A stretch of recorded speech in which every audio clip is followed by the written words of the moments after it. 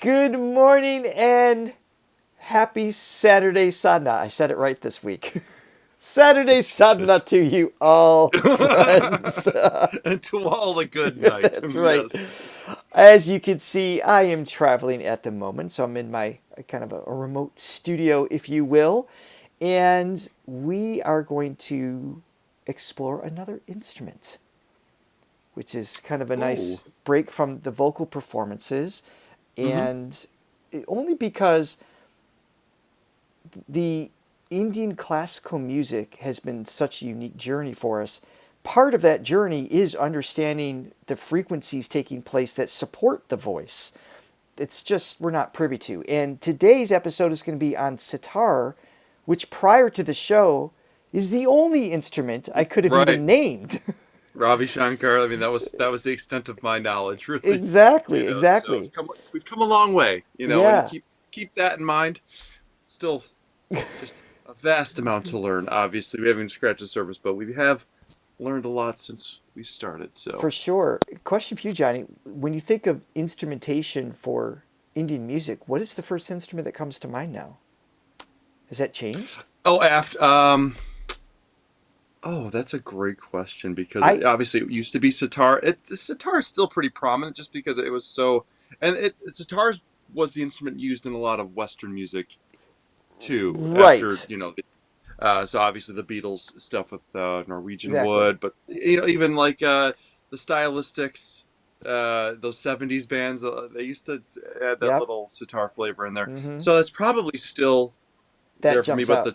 the tempo for sure. I picture the tempura and probably the tabla. It was even though I think I like the sounds, the dynamics of the sounds from the maringdam percussively. But yeah, now it's an orchestra of instruments that is new to my mind. Anyway, uh, Yes. let's get to it. I'm excited to learn more about the sitar specifically. Yes, me too. But before we get started, please hit the like and subscribe button and ring the bell so you know what's going on with our channel. We did this with a couple others. We learned how to tune it first. There is so much you learn about an instrument when you learn how to string it or to set it up, intonate it. So I thought this would be a great one to start with. This See, is I would get to the point with instruments where they went on a tune and I would just toss them out and just get a new one. go buy a new one. It's like, oh, this is obviously broken, so I'm just gonna get rid of This, I got it. just a couple notes here. This is the artist that will be teaching us today is Purbayan Chatterjee. And in the episode one, there's three short little episodes we're going to watch. Also includes Mega Raut, which is one of his disciples. Okie dokie. Namaskar, this is Purbayan Chatterjee, and Purbayan Chatterjee. this is a very basic video about how to tune this instrument, which is called the sitar. Now, first of all, this is a bit of a modified version of this instrument, but more about that later in another video. I want to tell you how to tune it to a very basic rag, which is Yaman, which is one of the first I've heard a ragas that is few taught times. to any student of music. Now, first of all, the sitar has 7 main strings. Now, right now, as you would have noticed, The it's a high one. little out of tune. And this particular sitar is usually tuned to the tonic, which is D, in scale D. Okay. So, Okay. this is the sa, or the tonic in D. I would Normally, we refer to use as the the root reference of note. a tanpura, but now for the sake of convenience, I am assuming that this is a D, which is a D of 442 Hertz. Now, the main string, which is the ma of the tonic, is a G.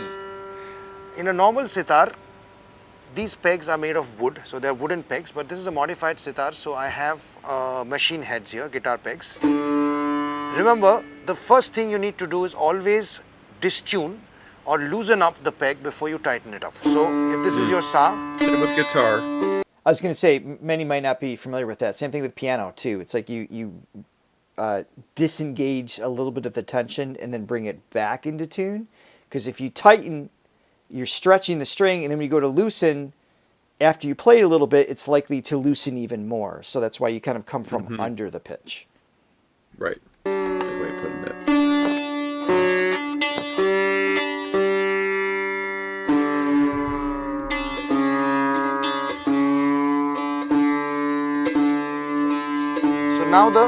main string, which is the playing string, and the second string are in tune. Ma, sa, so ma, which is the G note, and ba, which is the D note. Next we have what is known as the pancham. Now in this particular sitar, the pancham string is hooked up to this peg. Pancham is the Different A kind note. of string. Yeah.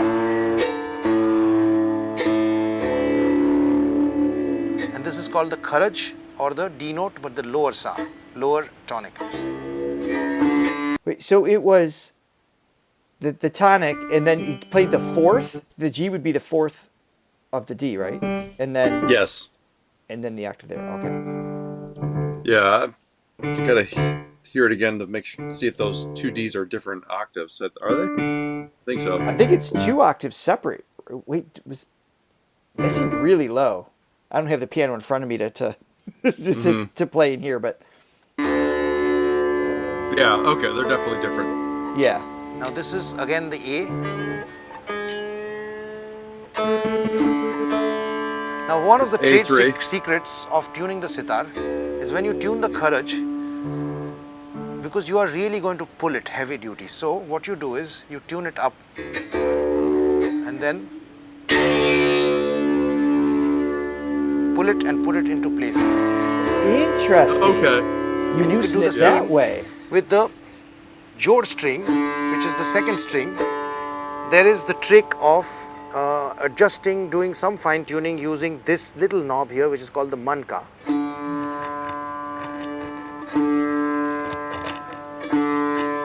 Which slides up and down to do some fine tuning. But the other way of doing it also, say it's slightly high in this case.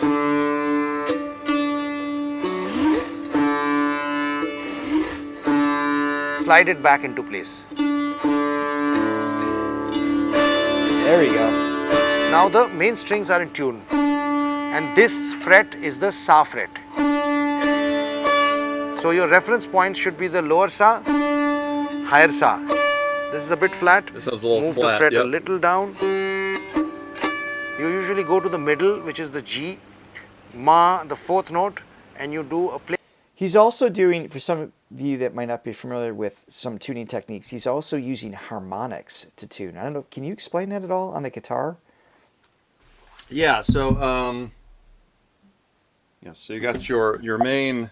So this is the. I can't really see it, but so I'm. playing the I'm bottom- trying to. the bottom. The Wait, bottom where's string. my camera for? Oh, there we go. There we go. Okay. There we go. All right, so the bottom string. So when you usually play a note, you press down the string all the way so it touches the board, Right. the fretboard. Okay, so to do a harmonic, basically you're lightening up your touch. So you're barely touching it, and you do it over one of the frets. So there's a few different places you can do that, but on the 12th fret. So I'm barely touching it. Okay, so it's the same note, but this is pressed down all the way. This is doing the harmonic where I'm barely touching. Rings out very differently. Try it on a thinner string too. I think it'll the higher frequency So here's will the jump A out string. more. Okay. Here's the harmonic. There it is. Yeah. Here's pressed down, and then there's different harmonics. You know, where I'm on the E string. It's like a pure tone. It rings very differently when it's done that way. But it's a cool way to not just use when tuning to reference the intonation of the string, but it gets used musically as well. It can be brought into just to create atmospheric sounds and things like that, which is kind of cool. Yeah. Play an open stroke like this. Yep. Again, you pull the string a little bit to put it into place. The string's so long when you pull Pull it. the string back it's and like forth till it's 3 in inches. place. Now we go to the sympathetic strings. Now these sympathetics are tuned according to the raga. And you wouldn't pluck Yaman, these. Sympathetic. Sa ni sa re ga ma ma pa da ni sa re ga. That's how I tune.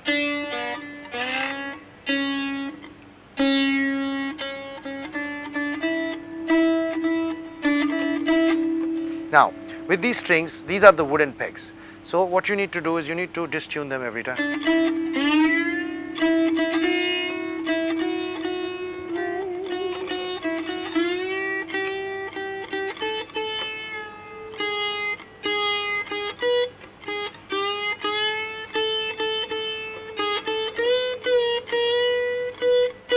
As with the other strings, So touchy. if one string goes a little sharp, you can always pull it a little.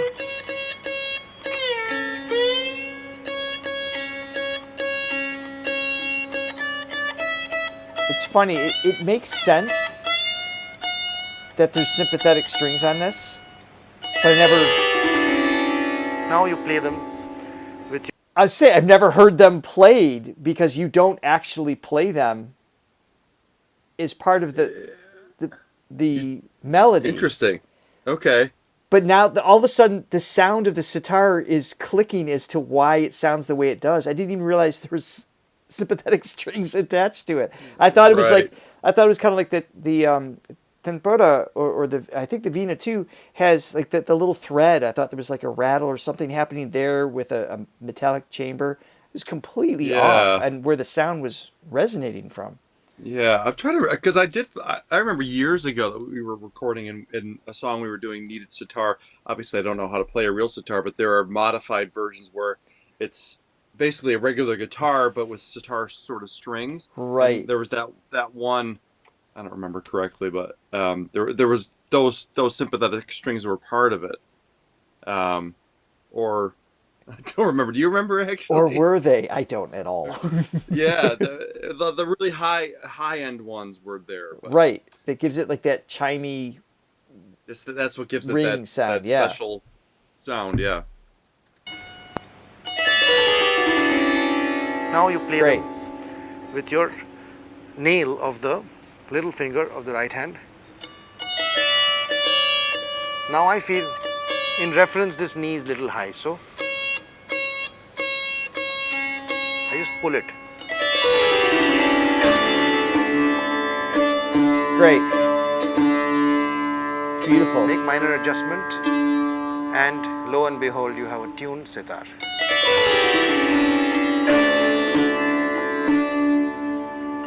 So thanks for watching this video.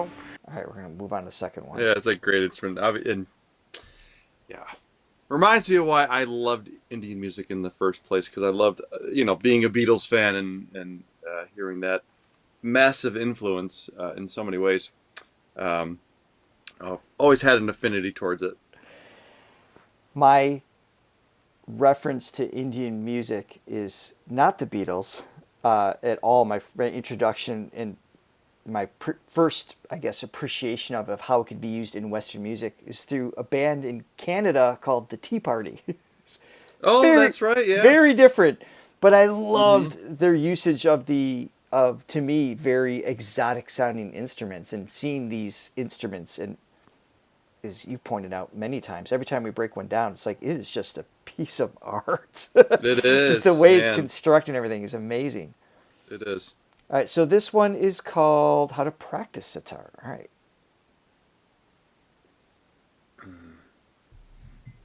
This one, I guess, has his disciple, Megha Raut.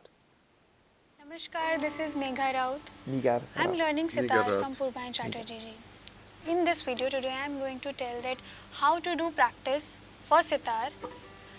So, first of all, how I have been taught to practice sitar is like I have to, first exercise which I have to play is playing 3 octaves ka murchana alankar. So I started from the second string, which is sa. First I'll tell you all the notes on the sitar, that on which fret, which string we have to play which note. So I start from the second string. When I play the second string open, it's the sa of lower octave. Then when I press the second string with the second fret of the sitar, it's re, which is a natural re. Then I play 4th fret on the second string, which is ga. Then I shift it to first string, which is ma. I'm playing the next string, the first string open, so it's ma. Then I'll play the first string on the second fret, which is pa. Then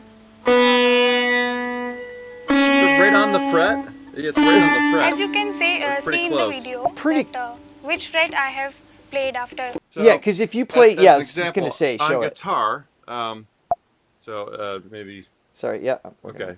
I don't know my shortcuts here. Okay, so usually when I play a fret on the guitar, it's in the middle of that. So the frets are actually these. It's a These lines that are raised going- metal bar. So they're yeah. raised metal bars. So, but when you play on the guitar, you play in the middle. So I'm wondering, even though it kind of looks like I'm on. Actually, this is what I'm saying. I think this is really close to me- it. Yeah, to me, I'm playing in sort of the middle of the fret, but from the camera's view, it looks like I'm playing on the line. So maybe that's what I'm seeing. So I'm wondering if you play, because I play right in the middle of those two frets, and it looked like she was playing on the fret, which you can't really do. It's possible though too. It's the gap between the frets are so massive. If you play in the middle, it might not be as efficient potentially because there's so much space between. I don't know. Right. Let us And know then in the just comments. looking at the instrument too, so you got 1, 2, 3, 6. So there's 6 frets on the bottom half, and then and then it goes up and there's 5, and then you got a group of 5. It seems A group of 5 because there's that big gap between those two. So I'm wondering how that works. If that's even too many questions. I'm opening Pandora's box. Here. I know. That. Then I'll continue it with the middle octave And of the she's definitely sitar. not in So it between will the go frets, like, maybe because they're so wide.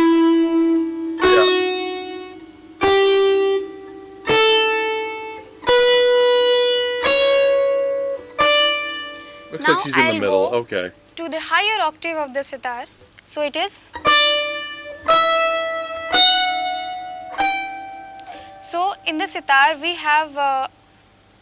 don't have all the frets and all the notes on the sitar. So then we have to pull the meat on the sitar, which is.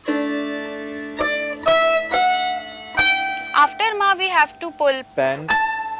Ah, okay. pa and then dha.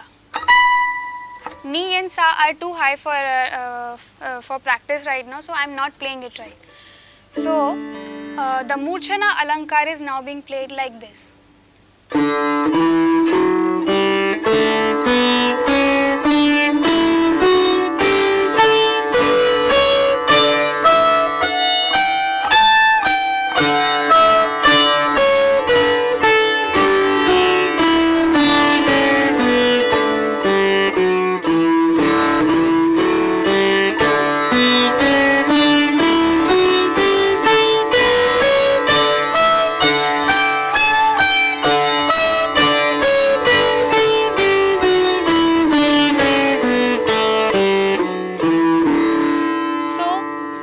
Slowly you have to increase the speed of the alankar. One more thing I forgot to tell before is that in this I am my right hand stroke are going da and ra, which is inward and outward. So I'm starting with the da stroke, which is the inward stroke. So it's like sa, and then outward, inward, outward, inward. So it will go like this. Okay. And then after a I'm trying to think the benefit of that would be speed, right? I mean, if you want to increase it, if you start slow and work that up, you literally go twice as fast in the same amount of physical effort. Right. So on the You know. guitar we have it's called alternate picking. So yeah, it's the same thing. I wish I could. I got you. Right. So like when you can. Yeah. It's easier to Right, make supposed to- quick adjustment. All downstrokes is tough because That you would be gotta the James back up. Hetfield approach. The much guitarist more for, exhausting, and there's no way to Yeah. get it as fast. I don't know if you have any Metallica fans watching this particular episode, but the main songwriter and singer for the band Metallica famously downstrokes everything, and they have really fast riffs, and he never upstrokes. It's actually so much harder to do. Right. Yeah. But in his mind, it's just the way he taught himself, but also there's more of an attack. And because it's heavy metal, everything must be aggressive and unnecessary. Yes. certain speed, a certain number of time you will play this da ra da ra da, you have to go to the another stroke pattern, which is da ra da da ra da da ra. It will be like this.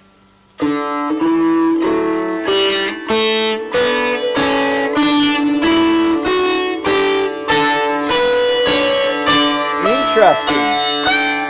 She's skipping the downstroke.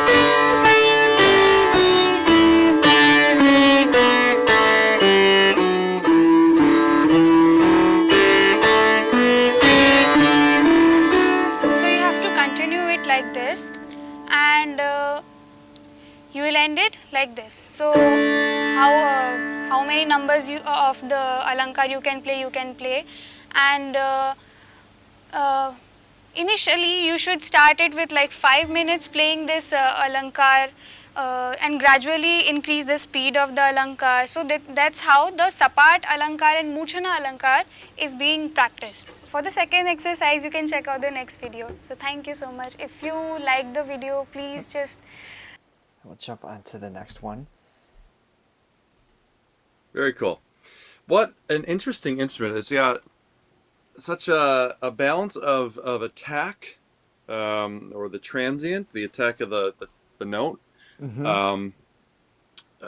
but also being so resonant and so sort of ambient sounding with the sympathetic strings, and also having this sort of choked off sound.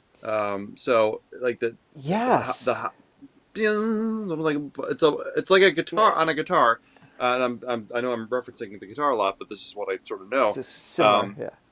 So when the string is too low, so the action of the string, the distance from the string to the fretboard is too low and it's too close, you can get buzzing. It's a buzz, okay, basically, and it starts touching when you pick the string or pluck the string, it vibrates against it, touches up against the fretboard, so it makes that bzzz. But only for so long compared to the duration of the sympathetic strings and everything else. Yeah, that gives you that effect. So that combination, it's a very unique. magical instrument. It's incredibly unique. All right, so we got one more here. This is how to play meend on sitar.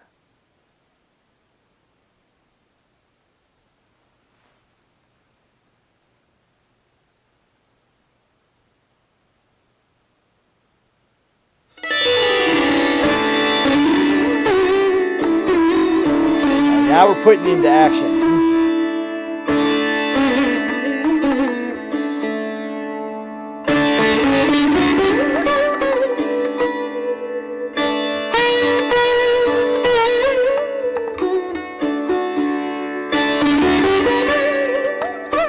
Oh, wow. So good.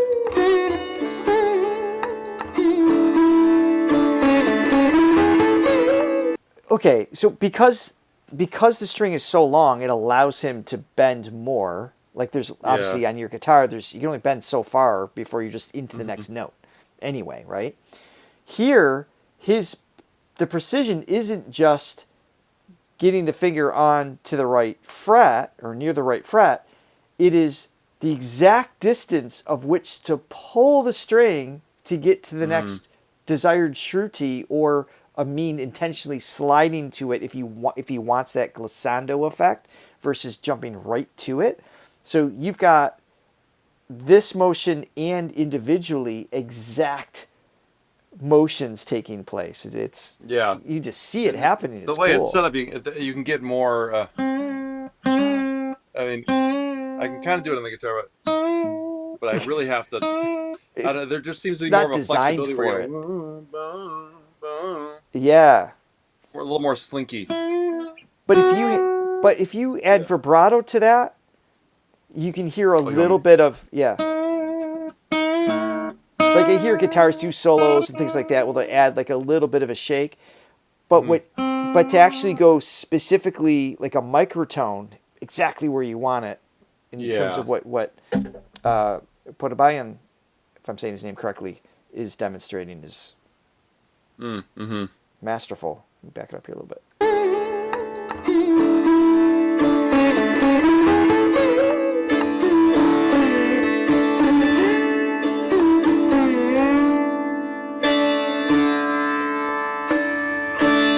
throwing of in the the unique harmonics. things about this particular instrument, that is the sitar, is that you can not only play straight notes, staccato, but you can actually bend them, you can actually play it chromatically.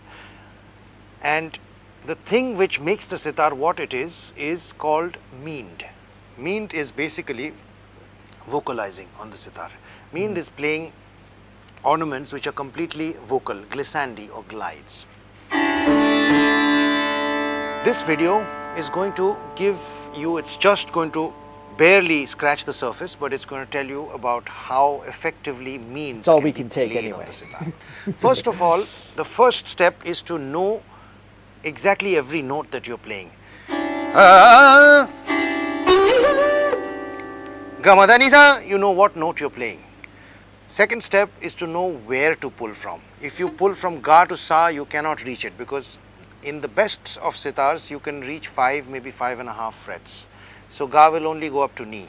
So you have to leverage the left finger and the right finger, use the first ga from the for the first note, and use the right Wow. finger to launch into the meend from the Wow. madhyam note and go up to the sa. So I was just referencing when I asked Johnny to demonstrate that, I was saying it kind of goes up just to the next note, half step, a full step. Like, what's the most Right. you would go? Like 3 notes at the well, most, right? On Before the acoustic, string it's breaks. tougher. So, like on an electric guitar, which the string size is smaller, you can You can bend it more, sure. you can bend it more. So I just went up. Well, that's not bad, right? That's a That's major about third. it. Yeah, it's like Yeah, major. waiting That's for it to about pop. Yes. Yeah, this is going up a fifth. That's crazy, potentially. To launch into the meend from the madhyam note and go up to the sa. Or let's take another one. I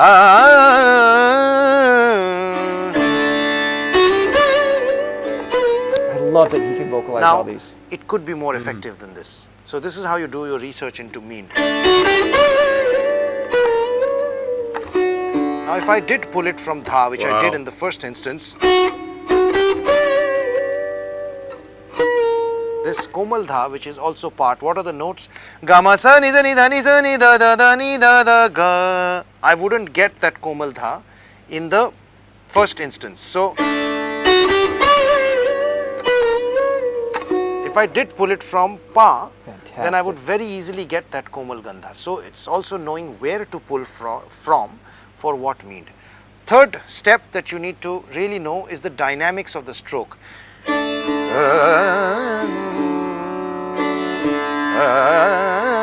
Okay, which note are you going to lean on? This and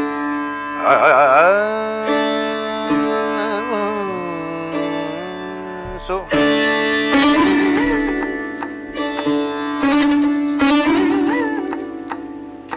sometimes you have to use just the pressure of the second finger or the pressure of the glide to keep the sound going. So if you notice, the only stroke is on the, so see, there's no stroke of the right hand. Right. Call it a hammer-on with the guitar. Hammer-on, yeah. Only, this is the only stroke, and this is only on the second finger, the pressure of the second finger. Next thing is the dynamics of the stroke.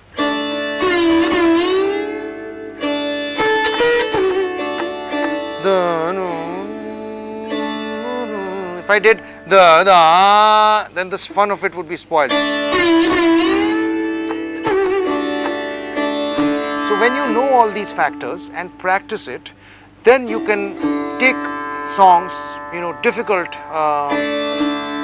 combinations and recreate them. Even songs like, like say a ghazal like apne tasveer ko aankhon se lagata kya hai. Why I selected this? Because it has a very difficult combination of notes.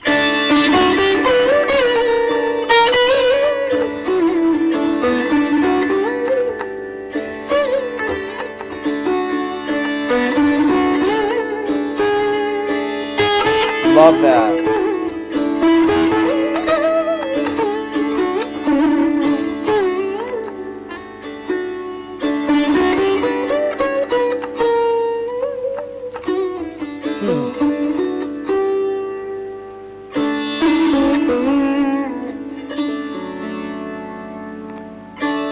enjoyed watching this video. Keep watching these videos. Very cool. Hit the bell button. Fantastic. You know the Go ahead. great thing about this, and I'm using the guitar analogy a lot because it's the most. I think it's The most closest. similar to But it's basically, being a fretted instrument. There's similarities to this fretted instrument where you play single notes, but as he was describing with the means, he can turn it into more of things that go outside of that. So I mean, when you're just playing conventional guitar, you can do that, but it's still kind of blocky sounding. Yeah. And you can add a slide, an extra. I don't have a slide. This is the glass. I love it. I love it. So basically, you turn it into a fretless instrument. So you're not pressing down hard enough to trigger Yeah, so the usage of the frets, right?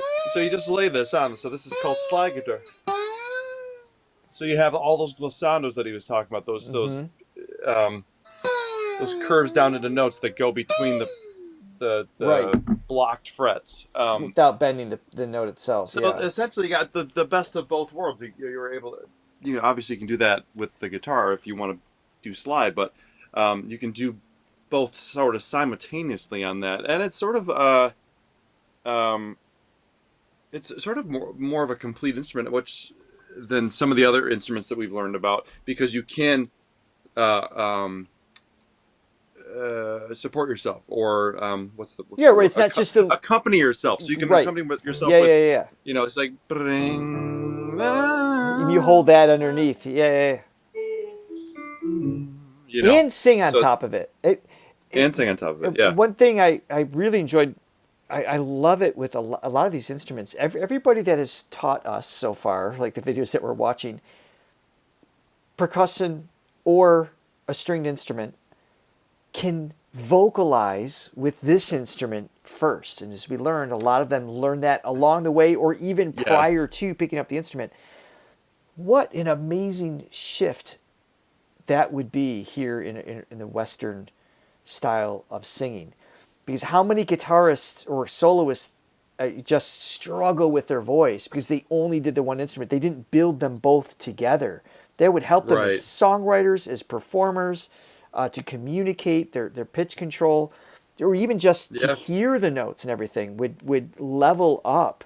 I think that should be a standard in teaching. I think it's great. I think it's more definitely more practiced in jazz music, because with the soloing and the improvising, they think of it in terms of phrasing. Okay, so it's like, and think of it in terms of like phrasing it with a voice where there would be breath and there would be, it wouldn't just be this ongoing thing. You'd think of it as like a human instrument where you have to take a breath and you have to start it out. So they're trained, maybe not all of them, but they're definitely trained more in that vein of sort of vocalizing things. Right. And there's certain piano players that you can hear them. They're